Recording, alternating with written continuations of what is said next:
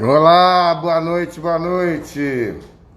Estou aqui hoje esperando minha querida amiga Jaqueline Gomes de Jesus, professora doutora.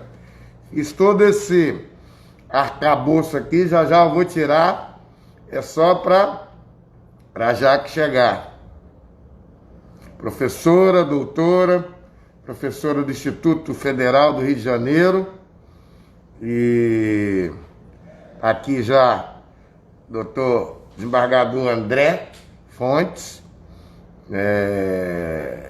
meu queridíssimo e de longo tempo amigo.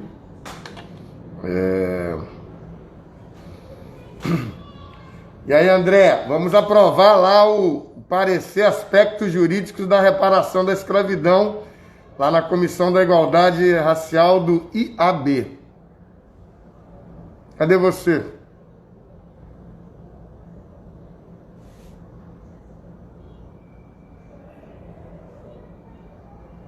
Não, Jaqueline tá onde?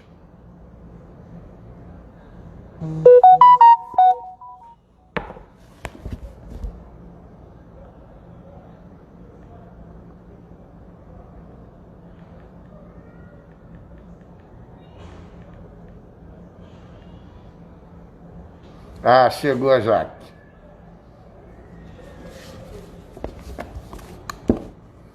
Chegou a Jaqueline. Já chamei.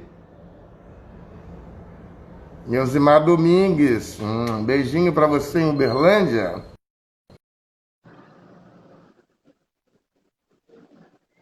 Não veio.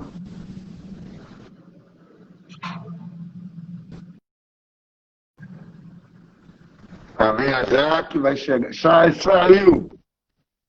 Jaqueline, você saiu.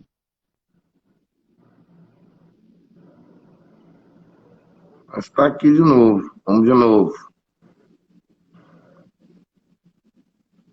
Traje para minha amiga querida saiu de novo. Ué, o que tá vendo? Problema.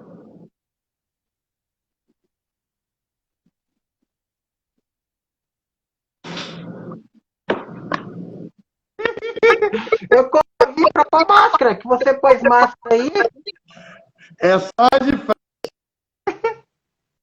É só de Ei, não. a conexão tá bem ruimzinha. Ah, botei uma máscara só de fresh. Ontem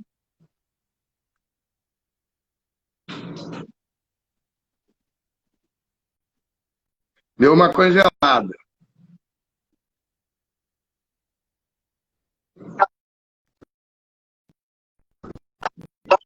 Eu inventei de show, ué. André. Acho que a conexão Bem, tá caindo. Oi, pessoal, boa noite, boa noite.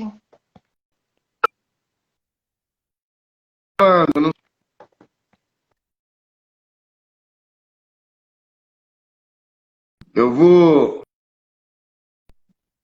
Você Tá está dando uma vendo? travada. Nossa, tá Eu travando até, mesmo.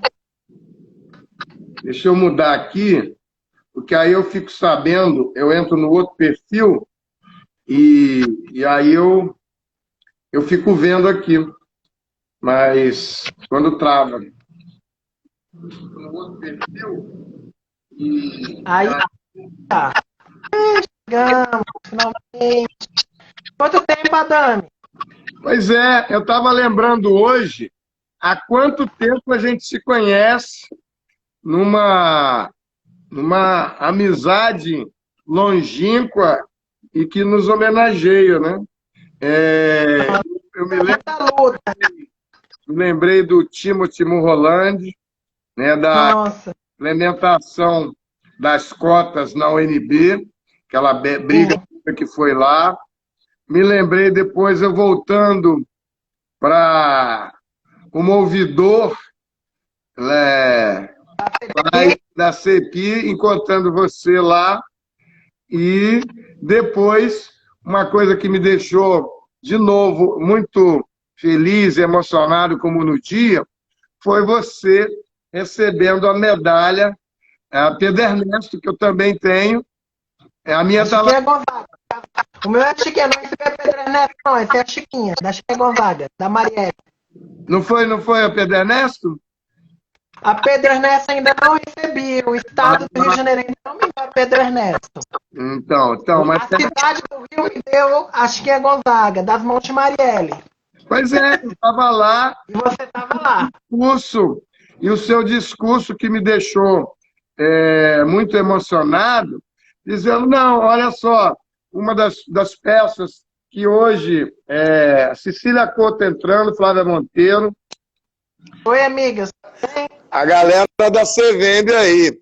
O Bordalo, o ex-presidente da Comissão da Igualdade Racial Nacional, que acolheu, que eu era o vice-presidente que acolheu a comissão, a proposta da Comissão da Verdade e da Escravidão, conselheiro federal, lá pelo Amapá. Então, e aí, Jaqueline, naquele dia, eu me lembro de você dizendo as palavras, olha, tinha o verso do Chico Buarque, que talvez hoje Chico Buarque não ia fazer, joga pedra na Geni, ela dá para todo mundo, ela vai feita para não sei o quê. É boa de cuspir, maldita Geni. E aí você dizendo, as pedras que me jogaram, eu construí castelos. E é por isso que você, hoje é uma noite de gala, a gente bota uma roupa até mais bonita para vir, não que as outras não tivessem sido, mas para assistir, homenagear você, a nossa amizade, né, o trabalho fantástico, coragem. Eu estava falando com o desembargador André Fontes aqui, agora de tarde, a gente sempre conversa, e a gente dizendo assim, que pessoa de coragem que é a Jaqueline, né? A pessoa de coragem que se reconstruiu, que fez a sua felicidade e que está aí mostrando como é que a alegria de viver, principalmente. Então, professora, doutora... Eu queria até lembrar, aproveitar, foi muito bom você lembrar do nosso Timothy, assim, porque é uma questão que ainda vai ser muito discutida, né, nesse Brasil, que ainda não foi bem trabalhada, e que a gente já falava na época, né? Como a queda dele, né? A saída dele tem a ver, sim, por mais que tragam várias questões, mas tem a ver com a própria política, né? De ação afirmativa. Papai Noel irlandês do Piauí. Pois é. Timothy Mulholland, piauiense, com aquela cara de Papai Noel, branco, tão branco, quase vermelho. E um dos maiores implementadores responsáveis pelas cotas no Brasil. Né? Foi perseguido também. Não falam, foi importante para. Isso foi um elemento fundamental para derrubarem ele, né? Isso aí não. Por mais que haja crítica, isso esteve presente, essa perseguição às cotas. Flavinha Ribeiro chegando. Inclusive, esses dias, até comentei contigo, né, com outras pessoas, eu estava conversando com o Paulo Lins, eu estava numa live sobre cor e criminalidade, sobre um livro da UFRJ que está sendo relançado, que está sendo disponibilizado pela editora da UFRJ. Foi muito bom o debate. Aí estávamos debatendo com o autor. E uma coisa que eu concordo muito, que o Paulo Lins também concorda comigo, por várias questões, o autor de Cidade de Deus, para quem não sabe. E o único que foi na feira de Frankfurt, foram 70 escritores brasileiros, era o único negro e que deu uma denúncia danada lá. Naquela época que começa a surgir a fama da obra de Conceição Evaristo. Ela já era conhecida, famosa, mas ali se diz assim, não tinha escritores negros. E aí saiu toda a obra de muitos outros. E aí você dizia, Paulo Lins? Então, a gente conversou também sobre essa questão e foi curioso, porque o orientador do colega que escreveu o livro sobre cor e criminalidade, ele foi orientado pela Ivone Magui. E a Ivone Magui estava na live. E engraçado, porque eu, inclusive, tive que fazer questão, porque eu fui, para quem não sabe, eu fui a primeira gestora do sistema de cotas para negras e negros da UNB. Eu fui assessora de diversidade, fui coordenadora da Convivência Negra. Centro de convivência, né? Pois é, e a Ivone Magui com outros intelectuais, não vou nem considerar os outros que não são O intelectuais, manifesto dos 114 intelectuais, eu não esqueci. Pois é, e aí ela, sabe, assim, aí estava presente, isso eu tive que fazer questão de marcar, e também outro ponto, porque no começo deste ano, a gente está em 2020, ela reafirmou esse manifesto e essa posição num texto, inclusive junto com Peter Fry. Então, assim, é difícil, porque a gente está, né, Adami, nesse tempo todo de luta, faz o quê? Faz mais de, só das cotas ONB já vai fazer mais de 16 2000, anos, é.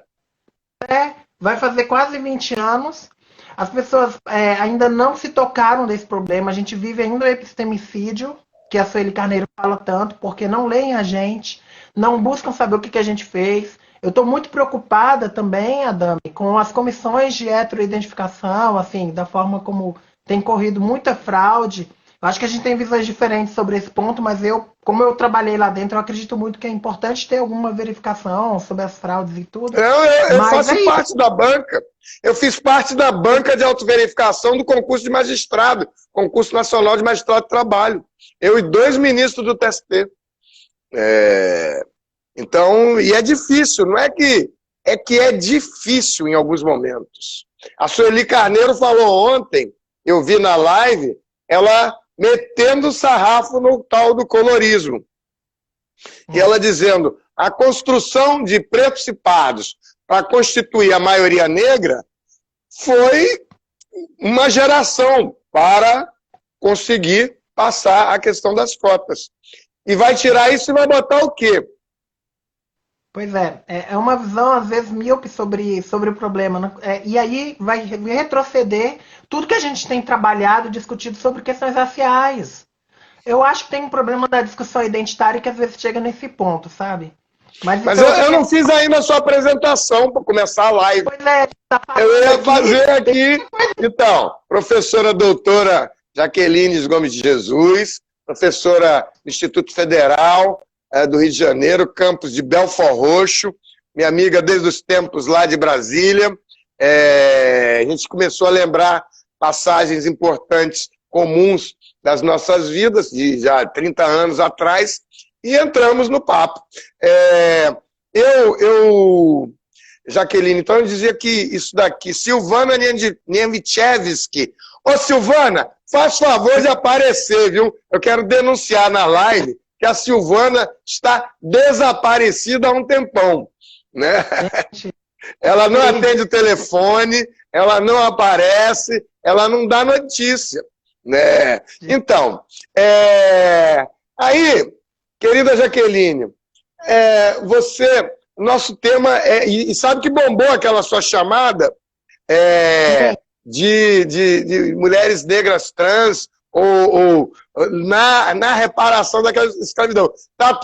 Eu recebi muitas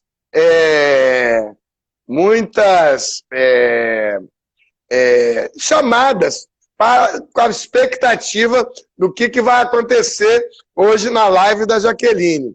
Então, professora doutora Jaqueline, vamos lá. E faltou dizer que você é membro, integrante, destacada da Comissão Estadual da Verdade da Escravidão Negra do Brasil, daqui da OAB do Rio de Janeiro, e uma das revisoras do nosso relatório que está precisando sair. A Flavinha comprou briga nisso aí outro dia.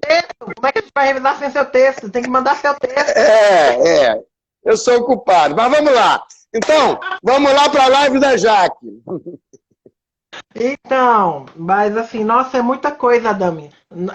Mas vamos focar na questão, né, da diversidade sexual, que é a proposta. Não, se também quiser mudar, não tem problema. A gente faz. Como diz a Tereza Cristina, sua live, sua regra. A casa é nossa, a casa é nossa. Mas então, esse tema é muito importante, porque, assim, basicamente, até brincar que a gente vai falar muito de história do Brasil.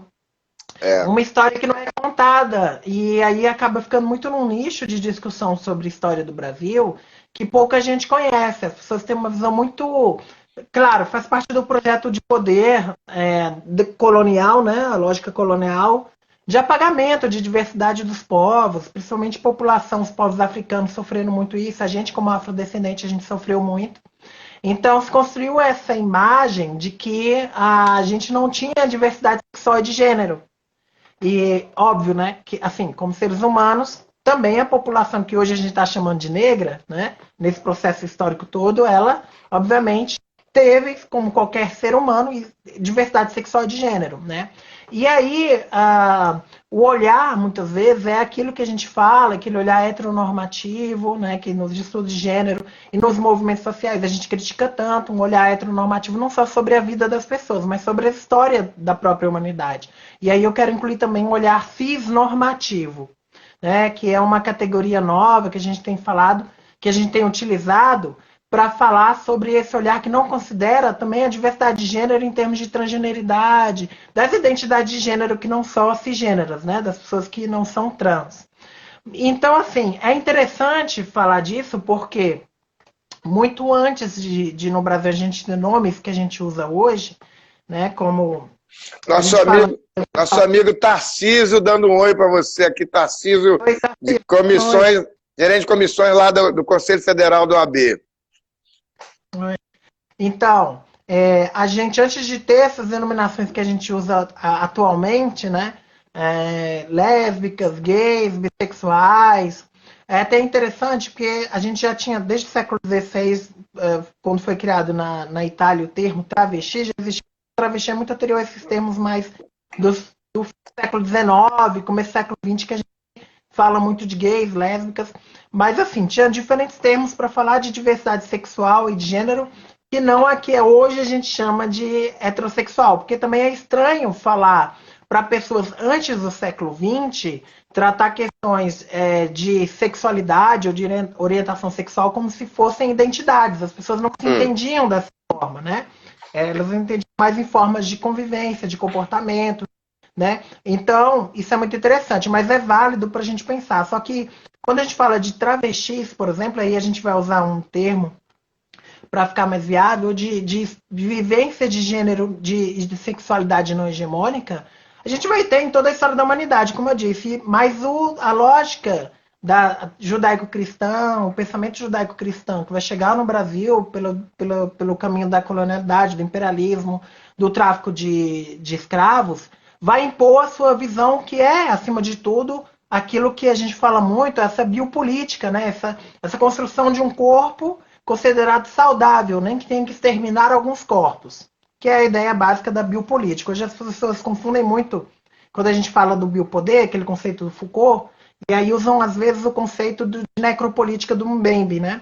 E aí tem lugares específicos para se colocar. E é importante destacar que na história do Brasil, esse biopoder foi muito estabelecido em um controle explicitamente do corpo das pessoas que a gente está chamando de negras, vou começar a usar esse termo, para interesses comerciais. Né? Já começa daí. Os nossos ancestrais, eles, quando traficados, eles eram pensados em uma lógica reprodutiva, né? Numa lógica de exploração dos corpos e numa lógica utilitária. Eu acho que isso é importante destacar. As pessoas entenderem que essa função do trabalho, da exploração total do trabalho dos nossos ancestrais, da população negra, ela incluía a exploração sexual. Né? Isso aí se fala muito do estupro, né, da violência sistemática, isso vai muito além.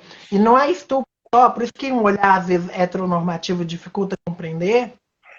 As pessoas, às vezes, acham que era um estupro, que era, obviamente, sistemático das mulheres negras, mas era também dos homens negros. Né? O Júlio Tavares sempre fala isso. Pois é, tem toda uma lógica aí do sistema nefasta, violenta, e que ainda está presente quando a gente entende, a gente fala que os corpos negros são ainda objetificados. A gente ainda tem que as pessoas negras são vistas como objetos sexuais. Isso aí é uma questão que ainda está sendo muito tratada. Quando uma coisa que a Lélia Gonzalez já trabalhava, que ela trazia muito conceito da psicanálise para falar como na cultura brasileira a mulher negra foi reduzida a uma parte do seu corpo. Né? E qual parte? A bunda. Não à toa essa associação e essa diminuição como se a gente não tivesse intelecto. E isso afeta tanto homens e mulheres negras. Mas aí quando a gente vai pensar, por exemplo, como o sistema lidou, por exemplo, com outras experiências de gênero e outras experiências sexuais não hegemônicas, né? Não heterossexuais, não cisgêneras. Aí a gente tem relatos, principalmente, falo da história das travestis no Brasil, a história aí eu vou focar mais no termo travesti, que eu estou focando no período da escravidão legal, que é o termo que existia, quando ele era utilizado, que já existia. Vai ser uma coisa muito interessante, porque como eu falei, interessante entre aspas, né? Terrível.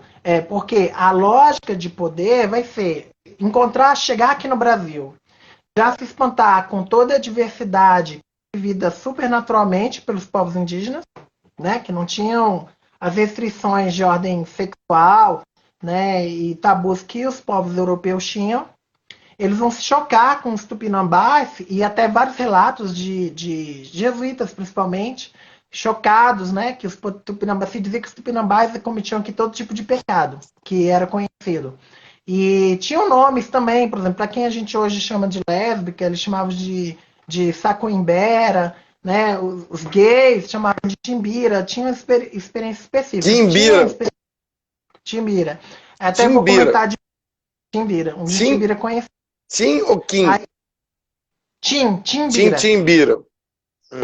E aí, no Brasil, o Brasil já vai começar a ter um enfrentamento sistemático à diversidade sexual e de gênero com o estabelecimento do Estado.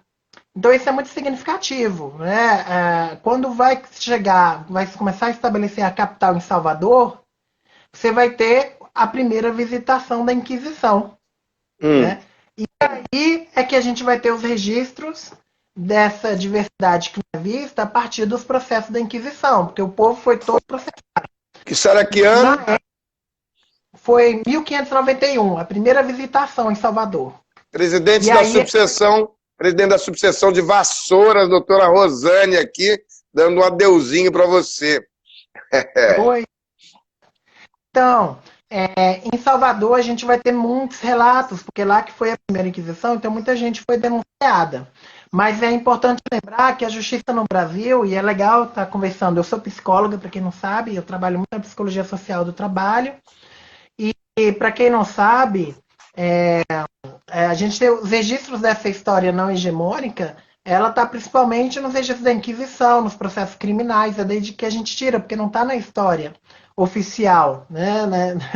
Então, o que acontece? Salvador tem, obviamente, que é na justiça do Brasil desde aquela época, os denunciados eram principalmente os de menor renda, né? Os escravizados e principalmente as mulheres. Então, o que acontece? Teve 3 casos que eu quero trazer, não necessariamente são todos ligados com a escravidão em si, exceto da Chica Manicongo, que eu quero falar, mas os outros têm relação pela própria lógica colonial. A escravidão era uma forma de ser da sociedade que a gente vai chamar ali brasileira ou pré-brasileira, como queira. Né? A cidade de Salvador vai refletir esse... Isso era que ano, mais ou menos? 1591. É o ano exato da primeira visitação, 1591. Lá aí atrás. O que acontece? 1591. Aí o que acontece? Quando a Inquisição chega para os processos de Salvador, já tem denúncia de tudo. Dentro daquele crime que era, se não me engano, as ordenações eram ordenações filipinas. Porque vai mudar no século seguinte. Manuelina. Então, as ordenações tinham, nessa época, 1591, o crime de sodomia. O que era sodomia? Que aí é importante explicar para as pessoas.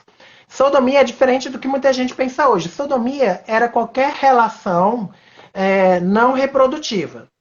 Então, por exemplo, que eles chamavam dos vasos não naturais. Nossa amiga Bel Clavelin entrou aqui, ó. Oi, Bel, amada, minha colega. Oi, Bel. Minha colega lá de UNB. Então, a sodomia era qualquer junção de vasos não naturais. Era assim que falava. Então, podia ser sexo oral, podia ser qualquer relação não reprodutiva. Não incluíam só relações homossexuais. Então, mas quem era de fato denunciado? De fato, eram as pessoas, né, ou que tinham relações homoafetivas, ou que, por exemplo, não tinham vivências de gênero aceitáveis, né? Às vezes não era nem por causa de relações sexuais, que aí cai as travestis, né? Cai as existências trans.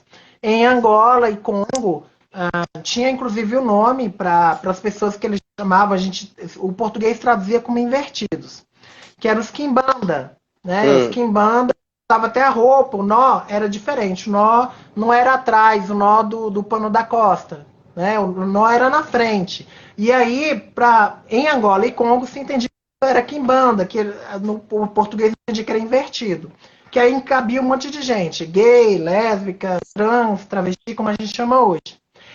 E em Salvador tinha uma quimbanda que, quando foi traficada, ainda tem isso, questão do nome. É óbvio que em Congo o nome dela não era Francisco, mas os portugueses deram para ela o nome de Francisco Manicongo, que ainda é outra coisa curiosa, que chamaram de Manicongo. Manicongo é uma forma como os portugueses chamavam Moenecongo, que é o rei do Congo. Então, é muito interessante isso. Eles chamavam qualquer pessoa que vinha do Congo com o sobrenome Manicongo, que quer dizer rei do Congo, mas que era um título do rei do Congo. Então, é muito louco essa coisa, né? Como funciona o sistema. Mas então, batizaram, né? Sequestraram, traficaram ela do Congo, levaram para Salvador como Francisco Manicongo. Por isso que hoje a gente chama de Chica Manicongo. E ela foi denunciada em Salvador em 1591 porque ela, né, pelas vestimentas, pelas relações que ela tinha, ela foi escravizada por um sapateiro. E aí foi denunciada porque andava com o pano da costa para frente, com o nó para frente, e outras coisas, né, outras denúncias, mas principalmente pela vestimenta. Aí um cristão velho denunciou ela, porque eles já sabiam o que queria dizer aquele nó para frente. E aí ela teve que mudar a vestimenta, aí teve que trocar a vestimenta. Então não tinha um crime na época para, por exemplo, que vai existir na ordenação seguinte, né? Na outra ordenação passou a existir esse crime, que seria o chamado crime de travestismo, que é homens se vestir com roupas tidas de mulheres e mulheres se vestirem com roupas de homem. Não existia esse crime em 1591, mas ela foi enquadrada no crime da sodomia, pela vestimenta e por saberem que ela era, como a gente chama hoje, né, travesti. Então, Chica Manicongo vai ser registrado. Quem vai trazer isso pra gente? Quem tirou esse dado da Torre do Tombo, lá em Portugal, foi o professor Luiz Motti. A gente tem muitos dados. Eu ia chegar nele. Eu estava esperando, porque eu quero chegar no Motti. Sim. O Motti trouxe muitos dados, inclusive da Esperança Garcia, né? Exatamente.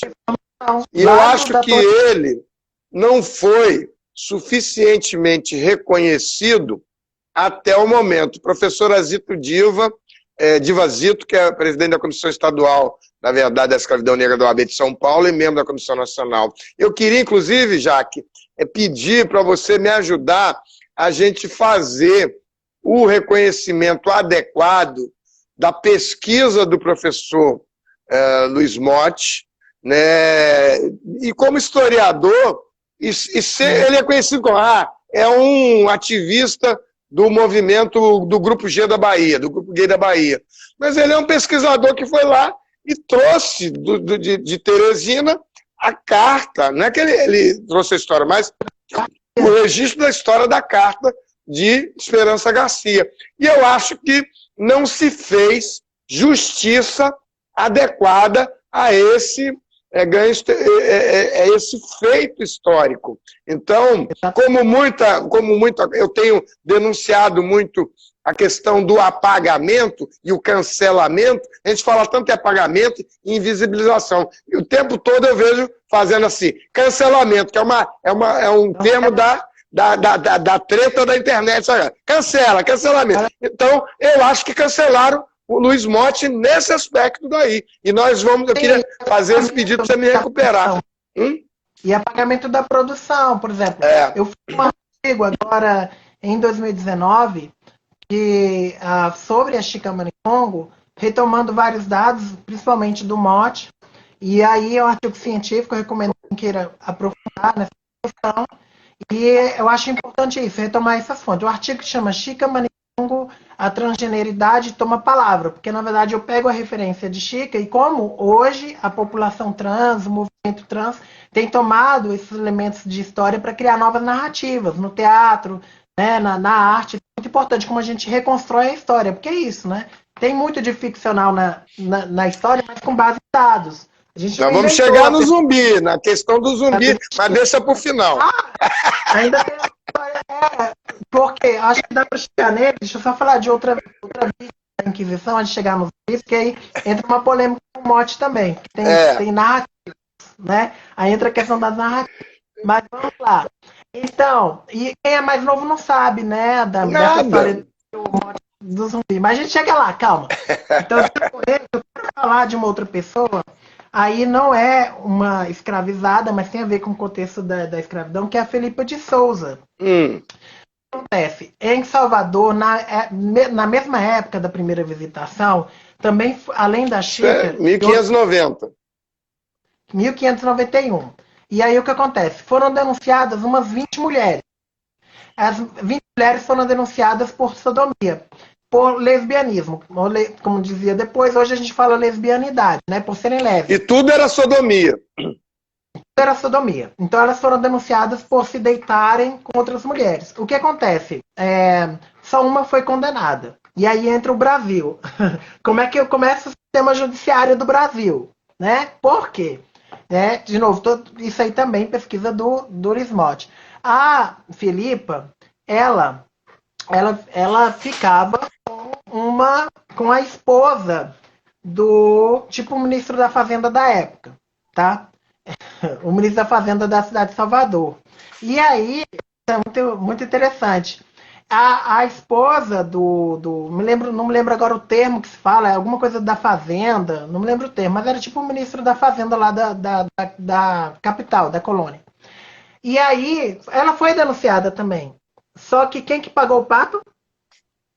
A Filipa, que era pobre. Então, assim, das denunciadas, a Filipa foi denunciada por sodomia e ela foi condenada a todo rito. Ainda foi salva de ser queimada viva, mas ela teve que fazer todo o martírio, a caminhada exposta na cidade, né, a ser ridicularizada, né, foi punida, chicoteada e foi expulsa da colônia. Em 1592 ela foi expulsa de Salvador. Lá em Salvador. Lá em Salvador, ela foi expulsa. A esposa, eu destaco isso pra gente ver como é que o Brasil funciona, né? Aí a esposa, por mais que eu discorde do crime, mas ela, o que acontece? Uma que era pobre, né, a Felipe, ela foi expulsa, né, foi degradada. A esposa do Paulo Guedes da época, ela não, o que acontece? Qual foi a pena dela? Paulo Guedes é ótimo. Sabe,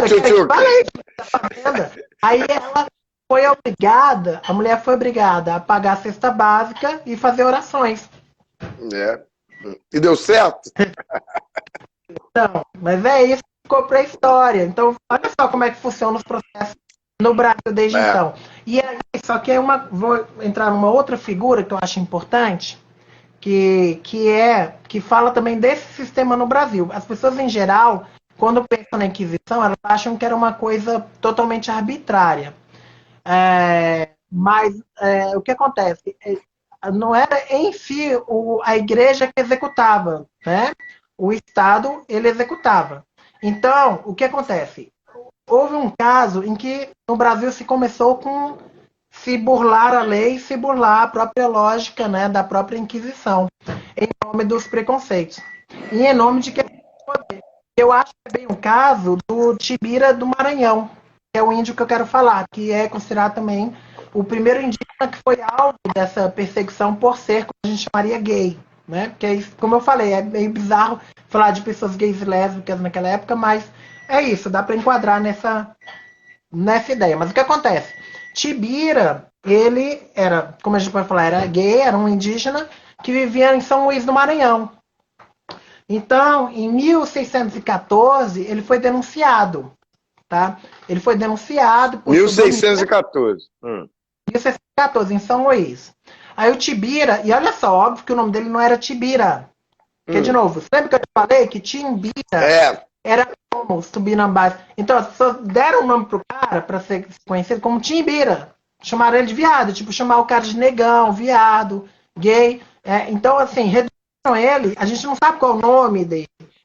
Mas ele estava lá em São Luís, chamado Timbira, e ele foi denunciado por ser gay e tudo. E aí, o que acontece? Era para ter entrado nos processos da Inquisição. E aí, quando você vai ver na descrição que o Mote traz da Inquisição do Maranhão, nesse caso do Timbira, se violou o processo da Inquisição, porque ele deveria ter sido julgado pela Inquisição e processado. Ele não foi. Por uma questão política, ele era inimigo de um cacique local. Tinha uma questão política. Aí esse cacique se aliou com políticos lá de São Luís na época, em 1614, e ele tinha sido denunciado, mas eles não seguiram o processo. E resolveram punir Timbira. E aí usaram ele como exemplo. Sabe o que fizeram com ele? E tanto que o Mote, na época, que ele começou a trazer essa experiência, esse nome, tem um monumento em São Luís, e hoje chamam ele de São Timbira do Maranhão. Por quê? Eles pegaram Timbira, né, esse indígena, prenderam na boca de um canhão e meteram fogo. Ele foi despedaçado na boca de um canhão. Você vê, isso foi o que aconteceu com ele em 1614. E legalmente, já era legal, mas veja, mesmo com a Inquisição, eles bypassaram, né, o processo da Inquisição para executar o cara com a anuência de um outro líder indígena local que era inimigo dele. Então ainda tem esses detalhes. Você vê como que funciona sistematicamente. Horrendo mesmo, assim, o que a Bel está falando, horrendo, imagina. Mas foi para servir de exemplo. Então, por isso que até hoje, eu acho que as raízes muito da homofobia, né, da transfobia no Brasil, mas acho que principalmente a homofobia, ela tem muito a ver com essa experiência colonial, de uma experiência de poder, de violência mesmo. O crime de sodomia era punido severamente. A pena envolvia, era quase uma pena de lesa majestade, né, da pessoa ser despedaçada, o terreno da família ser salgado, o nome da família ser sujo por algumas gerações. Então, isso marcava muito. Isso ainda hoje marca a sociedade brasileira, é muito pesado. Mas é isso, a gente tem muitas histórias que, infelizmente, pelo apagamento, a gente só conhece pelos processos criminais, os processos de inquisição, os processos de saúde. E é isso. Eu acho que você... Eu achei muito, muito legal para você tomar um gole aí, e acho que tinha muita gente, causou muita... A sua chamada de ontem no Twitter causou muita curiosidade. Neilda Fabiano está aqui, já deu um oi. Eu queria... A Flavinha sugeriu fazer um artigo na revista. Olha que coisa legal, Jaque. A gente brigou aí e tem uma revista da Mulher Negra em andamento. A Mulher Negra advogada. E a Flávia é a diretora-geral da revista, toda poderosa lá. A live da Flávia Ribeiro vai ser no dia 25 de julho, o Dia da Mulher Negra Afro-Caribenha. Ela nem queria, mas aí eu mostrei um monte de live, aí ela topou. Nada como curiosidade. Muita coisa, mas dia 25, 26, tudo lotado, é muita coisa. Pois é, tá tudo assim. E aí, eu acho que podia fazer um artigo desse, você já está com tudo na cabeça, e botar esse material lá. Acho que vai ser muito... E aí já a revista é uma revista eletrônica da CVEMB e da Igualdade Racial e da Diretoria da Igualdade Racial e da OAB Mulher. Então, é uma revista eletrônica para a mulher. E o edital está aberto para todo mundo no Brasil. Então, por favor, divulga o edital. A gente prorrogou e a gente faz que nem esse aqui, que é o livro que a CVEMB produziu com o Tribunal Regional Federal sobre quilombos, só que vai ser eletrônico agora, né? Esse livro é muito importante. Então, eu queria ver, agora a gente está aí com 20 minutos para live, dizer que muitas pessoas muito importantes passaram aqui, a gente tentou registrar todas elas.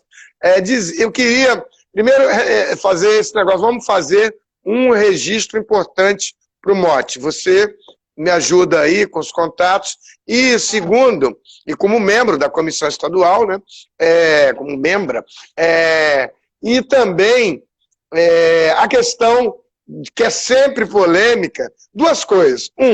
Queria que você fizesse a análise da narrativa, que o Mote arranjou um monte de problema dizendo que o Zumbi era homossexual, e minha querida ex-estagiária Letícia, que deixou de ser estagiária da Adame Advogados hoje, foi para o escritório muito maior, né? Ela foi aprovada para o escritório maior, ficou 2 anos lá, muito obrigado. E a questão de como tudo que a gente está discutindo aqui se relaciona com o atual presidente da Fundação Palmares. Você não acha que tem uma conexão para fazer com isso tudo aí? Eu acho sim. É muita coisa, mas vamos fazer uma análise rápida. Aquela questão de olhar a história, muitas vezes a gente olha com o nosso olhar de hoje e a gente tem que tomar cuidado para não ter um olhar anacrônico, né? Sobre como as pessoas viviam, né? E isso ocorre muito quando a gente olha as questões das relações raciais, da questão da escravidão em si, que infelizmente, por responsabilidade do Estado brasileiro, das classes dominantes do nosso país, ela se tornou central, porque a gente foi um Estado escravocrata por mais de 300 anos. E isso marca uma sociedade, marcou a nossa, fomos a nação que mais recebeu pessoas traficadas na história do planeta, né? E dentro de uma lógica de comércio, então ainda tem isso, ainda tem uma questão econômica, a base do capitalismo que a gente vive hoje se deu em cima das costas dos nossos ancestrais, e eles não tiveram nenhum dividendo, nenhum lucro com isso, ao contrário das poucas famílias brasileiras que ainda hoje, né, são donas do Brasil economicamente, são donas dos meios de comunicação e que lucraram com nossos ancestrais. Mas então, esse olhar tem que ser sempre muito cuidadoso, mas dá para fazer muitas comparações. E aí o que acontece? Quando a gente olha questões étnico-raciais, eu comentei, tem um apagamento muito grande da diversidade sexual e de gênero, que tem a ver com esses tabus trazidos pela cultura europeia para o olhar dos povos negros, principalmente dos povos africanos. É até meio estranho, porque dentre os diferentes povos africanos já existiam identificações de gênero, existiam relações definidas, né? A visão homofóbica, de forma geral, não é uma visão africana, originalmente uma visão europeia, só que ela foi estabelecida pela lógica do imperialismo como se fosse algo natural. Então, quando a gente vai pensar a diversidade sexual e de gênero, ou por muito tempo no movimento negro, principalmente no Brasil, ainda ficou muito presente uma ideia extremamente masculinista, machista, né, sobre pensar essa diversidade, como se o herói só pudesse ser aquele padrão macho heterossexual, aquele padrão estereotipado, e que é um padrão do homem branco. Isso que é engraçado, porque é um padrão do homem branco, né? Então tá, que nem o homem branco alcança. Mas então o que acontece? É óbvio que muita gente que, né, dentro da relação deles, das existências deles, poderiam ser enquadrados no que a gente chama de gay ou bissexual. Isso é meio estranho para eles. Mas era uma experiência que existia. As pessoas viviam, existiam, tinham relações sexuais, tinham relações de afeto. Isso existia. E aí o Mote, ele resolveu questionar se o Zumbi, de fato, como as pessoas colocavam, né, era aquele padrão de heterossexualidade, o que também é uma idealização. É uma idealização para as pessoas antes do século XIX, né? Então, ele trouxe essa ideia de que o Zumbi poderia ser gay. E aí, o que acontece? Veja que tem também um discurso militante por trás, porque, ao mesmo tempo que é bizarro, que é estranho dizer que uma pessoa era heterossexual, é estranho dizer que ela era gay. Porque meio que coloca dois polos, né? Como se não tivesse diferentes experiências afetivas, sexuais e tudo, né? É uma tentativa também um tanto de querer enquadrar de forma monossexual as pessoas e ainda mais... O mundo é gay. Então tem essa questão por trás. Mas eu acho que é muito válido um ponto, e ele gerou muita revolta. Teve até um movimento que criou uma carta contra eles, perderam esse tempo, gente, pelo amor de Deus. Pra dizer que não, que Zumbi, o herói negro, não poderia ser gay. Oi? Tipo, nada a ver. Mas isso aí é um sintoma, né, de toda essa heterossexualidade compulsória e tudo. Mas, ao mesmo tempo, é importante entender essa estratégia dele.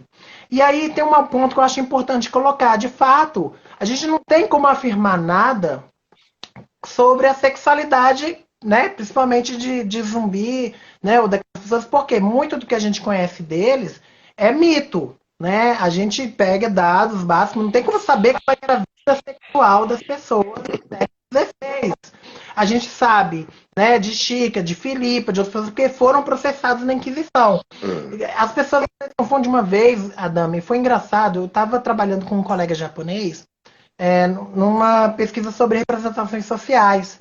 E aí disseram, olha só, que zumbi tinha o nome de zumbi porque ele era como um zumbi. E é uma pessoa negra, militante negra, falou. Falei, não, gente, pelo amor de Deus, para, é um título que ele tinha, que nem tem o Ganga Zumba, é um título. E aí tem muito mito por trás e desinformação mesmo. Mas isso também é uma estratégia do racismo. Mas então, é uma coisa que eu digo, ninguém pode afirmar, como as pessoas falam, que, por exemplo, que Dandara era esposa de zumbi. Não tem um registro formal disso, entende? Então, as pessoas naquela época tinham outras relações, né? Tinham configurações diferentes. Não era essa percepção que a gente tem monogâmica hoje, né? E de contrato. Não existia um contrato de casamento entre Dandara ou qualquer outra mulher ou homem com zumbi, né? E até mesmo as relações são complicadas. Mas isso tem a ver, uma coisa que eu trabalhei um pouco num artigo que eu escrevi, na época que eu convidei o Oliveira Silveira, ele ainda estava vivo, eu estava fazendo a gestão das cotas no UNB, eu convidei o Oliveira Silveira para ir lá na UNB para falar sobre o Dia da Consciência Negra, que foi uma criação dele. Né? Hoje as pessoas também, eu acho que parte das pessoas não sabem, mas o Dia da Consciência Negra, ele foi pensado por uma pessoa. O conceito de consciência negra tem um poeta, afro-gaúcho, como ele se falava, Oliveira Silveira. Não foi do vazio. Né? Isso foi muito importante. Então, Oliveira foi lá e eu fiz um artigo que está na BPN, na revista da Associação Brasileira de Pesquisadores Negros. Que, aliás, passou aqui a Nicéia Mauro. Acho que está na live, que é a presidente da BPN. Nicéia Mauro, que esteve aqui. Teve também na live aqui. Está na revista da BPN, Oliveira Silveira na UNB. Eu aproveitei a visita do Oliveira Silveira para conversar com as pessoas sobre a construção das políticas de ações afirmativas a partir de conceitos como consciência negra. E aí eu tenho que retomar o que o Oliveira vai pesquisar nas fontes sobre zumbi e como se construiu a própria imagem de zumbi. Né? O zumbi como um herói, uma referência de consciência negra, pautado na memória de que pessoas negras não dependem de pessoas brancas para falar... a Nicéia Maura deu um adeuzinho aí. E a Bel está falando que é o Grupo Palmares, lá do Rio Grande do Sul. Sim. Afro-Gaúcho. Ele gostava de se colocar assim, Afro-Gaúcho. Eu tenho um livro que ele me deu aqui. E aí, o que acontece? Quando a gente fala, né, do zumbi também, eu acho que a gente tem que ter esse olhar crítico. Não é por acaso que ele vai ser incluído, né, como herói. Vai ter um certo padrão da época, dos anos 70, 80, de se buscar um herói negro, que a gente vai ter vários heróis e heroínas negros. Né? Eu tenho a minha amiga, a Jaride, eu escrevi o prefácio do livro da Jaride, Heroínas Negras Brasileiras. E aí por exemplo, vai ser um homem negro, no caso, o líder do Quilombo, né, dos Palmares, da República de Palmares, Zumbi, que vai ser escolhido como essa referência. E uma coisa que eu falo muito, por que, por exemplo, não foi excluída a Qualtune? Né? A bisavó dele, né? Que foi quem demarcou o terreno, foi a rainha Qualtune que demarcou o terreno do Quilombo. Porque hoje, eu te digo que provavelmente as pessoas estão... Deixa eu te avisar que faltam 8 minutos em tese para o final da live. Acho que a gente atrasou, vai mais um pouquinho antes. E aproveitar para dar um abraço para Ana Moreira, que foi do jornalismo da UAB. Vamos lá. Então, por exemplo, Adame, hoje a gente pegaria, eu tenho certeza que uma grande referência de consciência negra nem seria tanto o Zumbi, que é uma figura de um homem branco, né? Um homem negro, desculpa, um homem negro. Poderia ser uma mulher negra, poderia ser Qualtune, que demarcou o terreno, poderia ser Dandara, né? Que as pessoas conhecem menos a Qualtune, conhecem mais Dandara, conhecem mais outras figuras. Só que a Esperança Garcia teve uma rejeição aí em muitas mulheres brancas que estavam no movimento para levar a Esperança Garcia que nem está a Benedita levando aí, como foi o Luiz Gama, e houve mas como essa mulher negra de lá, uma escrava que vai ser advogada? Então tem esse papo aí que deixa para lá e vamos em frente. Nós aceitávamos Gama, que também tem a ver com isso, né? Com essa questão da reparação da escravidão. O povo no século XIX não aceitava, né? Luiz Gama. Então tem essas figuras, essas questões. Então, do zumbi, a questão é que o Motti trouxe essa polêmica, ele foi muito atacado. Mas é isso, são jogos de discursos. Eu poderia muito bem falar de qualquer coisa, né? Da diversidade sexual das pessoas que, muito provavelmente, é óbvio, que tinham, né? Como todo ser humano. Né? Não eram seres estereotipados, como a gente imagina. Mas não tem como afirmar nada, assim, sem um dado objetivo. E também é meio estranho ser taxativa, assim, nesse sentido. Mas então, é isso. Tem uma diversidade muito grande. A gente precisa de mais estudos, mais reflexões, mas um olhar diferenciado. Porque a gente pode ter, como eu falei, perspectivas diferentes hoje sobre dados objetivos, como, por exemplo, como eu disse, pautar muito mais a nossa consciência negra, entendendo que não, por exemplo, nós temos heróis negros, homens negros, mas como tínhamos mulheres negras, heroínas negras, e que elas foram extremamente protagonistas e também foram muito apagadas dentro da lógica do machismo, do masculinismo, que é isso que no livro da Jarid e outras produções a gente trabalha bastante. Eu gosto muito do trabalho aí já não é o período da escravidão. Essa lógica vai se reproduzir em outros momentos. Quando a gente vai falar das intelectuais negras do século XX, né, o professor Alex Hatz tem um trabalho fantástico sobre a Beatriz Nascimento. Quando a gente vai retomar a Sueli Carneiro, né, a Lélia Gonzalez, que eu citei Jaqueline, nós estamos a 19h54, temos ainda 6 minutos, citando o nosso colega Rui Siqueira, que entrou aqui. Aliás, Rui, a Lolo, lá da liderança do PT, que foi minha colega de Marista, mandou um abraço para você, eu falei com ela hoje. E eu queria, Jaqueline... Você também é brasileiro que nem eu, né? Candango também, né? Eu morei a vida inteira lá em Brasília, de 60 a 83. Eu queria que você fizesse uma avaliação da Comissão da Verdade, Comissão Nacional da Verdade da Escravidão e da Comissão Estadual da Verdade da Escravidão, em 5 minutos, aí mais uma prorrogação, que eu não posso correr o risco de perder a live. Adame, eu acho que sim, a gente tem um trabalho monumental que, como acadêmica, eu acho que, na academia, eu acho que eu pontuei um pouquinho algumas coisas, eu acho que tem muitos furos que tem a ver com a própria política de Estado de apagamento do nosso protagonismo e da questão da reparação. Se falou muito de um registro historiográfico dessas vivências negras, das existências negras. Agora, esse é o propósito da live, dessa diversidade também, diversidade sexual e de gênero, né? da própria dos impactos disso na vida dos nossos ancestrais. Mas falta muito um investimento nas políticas de reparação. A gente começou, no meu entendimento, ainda é muito pequeno o investimento em ação afirmativa, quanto mais na de reparação, porque é outro salto, né? As pessoas confundem ação afirmativa com reparação. Isso, Falando de agora, então, está um inferno. Exato. E aí a gente já tem um problema de garantir ações afirmativas que, no meu entendimento, não podem ser só cotas, não podem só ser reservas de vagas. No Brasil, eu vejo quase nada de incentivos fiscais e de outras políticas de ação afirmativa, mas, além disso, reparação. Isso não é discutido efetivamente. Então, a gente tem um grande desafio com relação à política nacional e o investimento em coleta de dados que vão ser fundamentais, eu tenho certeza, para o futuro, para futuros pesquisadores, e com esse foco também na diversidade sexual de gênero. Quando eu falo da Chika Manicongo, eu trago uma figura que é fundamental que a gente trabalhe dentro da comissão para pensar como referência desse enfrentamento da LGBTfobia, vamos chamar assim, na perspectiva da escravidão, porque ela fundamentou isso que a gente vive hoje no Brasil. Não é uma invenção do século XX, nem do século XIX, é algo muito anterior e que também fez parte do projeto de poder colonial nas Américas e que consolidou essa imagem, né, do povo negro um pouco diversa. A Flavinha está aqui, está puxando a onda live parte 2, mas eu acho que a gente tem tido, a orientação tem sido ficar na live parte 1, né? Por vários motivos, por várias razões. Outros porque só quando ela acaba, ontem, por exemplo, que foi a Elaine, no meio da despedida da Elaine, acabou a Elaine, aí eu tenho me policiado para ficar. Então você ainda tem 2 minutos para você falar o que quiser, e eu quero te dizer que eu sou, além de seu amigo, sou um admirador seu de muitos anos. Então,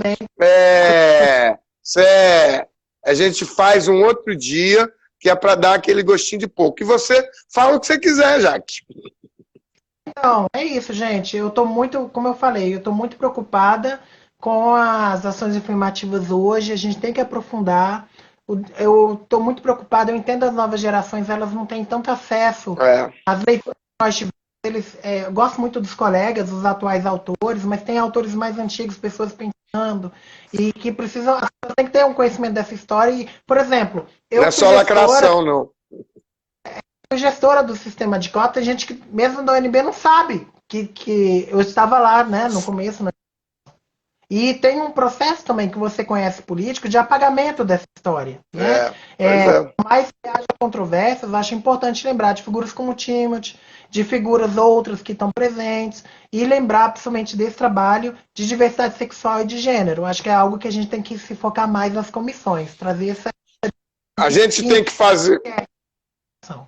A gente tem que fazer o relatório, né, que a Flavinha estava cobrando hoje, da estadual aqui, e depois a gente pode fazer uma outra coisa sobre o seminário no CNJ, que eu acho que ficou faltando essa parte aí. Eu te mando os livros, tem que 2 dias de seminário. Eu acho que a gente está quase chegando lá. Eu vou querer reagradecer... Agradecer de novo. Saudade de Brasília. E eu vou daquele momento mágico. Só as najas e as emas nos protegem em Brasília. Ô, Jaqueline, eu vou salvar a live. Estou aqui, ó. Abraços 1000. A gente vai fazer outra e vamos discutir o assunto do seminário do CNJ. E amanhã... e talvez um observatório pela Nacional de Itaí. Me ajuda a pensar isso. Gente, a Jaqueline é uma alma barata. Vamos pro relatório. Isso é da Jaqueline. Obrigada, Dami. Um abraço. E olha, vamos terminar o relatório. Amanhã tem Joyce, 17 horas. Eu vou participar de um seminário aqui sobre a questão dos museus lá, a briga da estátua do museu, derruba ou não derruba? Beijos 1000, vou salvar. Tchau, tchau, galera. No Insta da Jaqueline, gente. Até mais. Salve, salve. Muito bem, obrigada, Nami. Um abraço a todo mundo da comissão. Beijão, tchau.